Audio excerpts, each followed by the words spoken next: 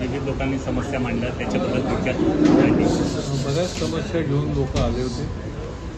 Gas कनेक्शनपासून ते पाण्याची व्यवस्था BSUP धर्मवीर मध्ये झाली पाहिजे त्याच्यापासून ते निरनिराळ्या इमारती दुरुस्ती.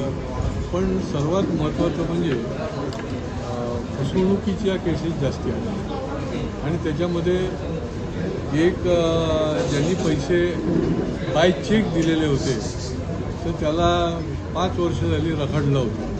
जवळजवळ 6 लाख रुपयाची त्याने चेक दिले होते आणि ते परत मिळाले नव्हते त्याला.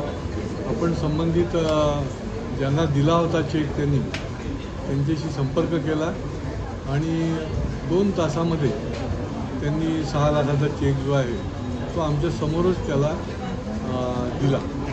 काही वेळेला कसं असतं की आपण योग्य पद्धतीने ते जर हँडल केलं तर त्यांना न्याय पण मिळतो. पण हे फसवाफसवीचे प्रकार जे आहेत ते वाढत चाललेले आहेत.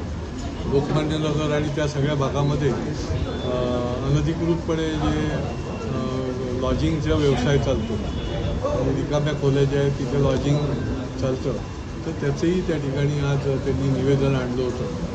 काही सोसायट्यांच्या बाबतीमध्ये देखील त्यांच्या हद्दीमध्ये अनधिकृत बांधकाम केलेली निवेदनं आणली होती. मुख्य म्हणजे महात्मा फुले मार्केट जे आहे हे फार जुनं मार्केट आहे, 50 वर्ष जुनं आहे. परंतु त्यांना रोजच्या रोजच पावती फाडली जाते. काहींना फाडली जाते, काहींना नाही फाडली जात.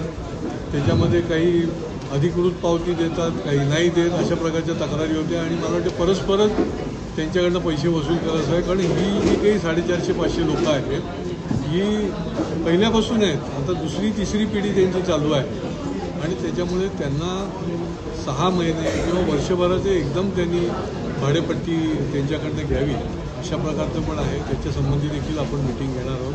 पण त्याच्यामुळे लोकोपयोगी दैनंदिन त्यांना ज्या अडचणी आहेत त्या अडचणी घेऊन जास्तीत जास्त लोक वैयक्तिक आणि समूह या ठिकाणी आज आले.